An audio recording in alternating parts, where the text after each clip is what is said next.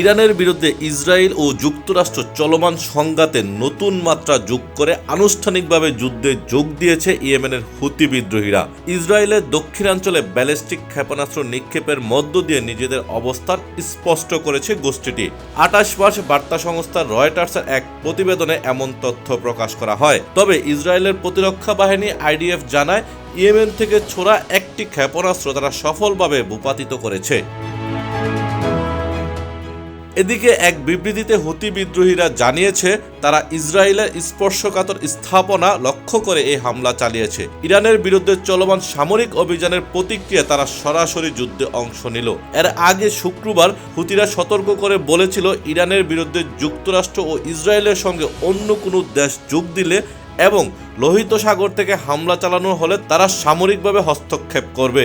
ওই হুঁশিয়ারির একদিন পরে আনুষ্ঠানিকভাবে যুদ্ধে যোগ দিল তারা।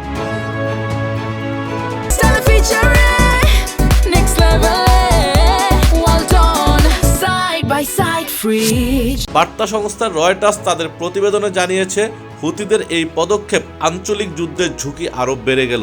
হুতিরা ইয়েমেনের বাইরে দূরপাল্লায় হামলা চালাতে সক্ষম এবং লোহিত সাগর অঞ্চলে জাহাজ চলাচলও বিঘ্ন ঘটাতে পারে। এছাড়াও লেবানন ও ইরাকে অবস্থানরত ইরানের মিত্র গোষ্ঠীগুলো ইতিমধ্যেই সংঘাতে জড়িয়ে পড়েছে। সর্বশেষ হুতিদের যোগদানের মধ্য দিয়ে সংঘাতটি আরও বিস্তৃত রূপ নিল।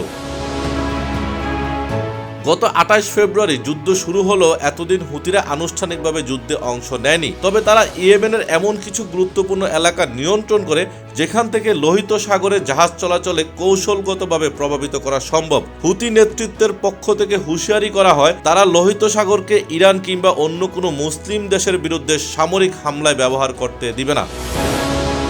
Tanvir Ahmed, news desk, Ittefaq.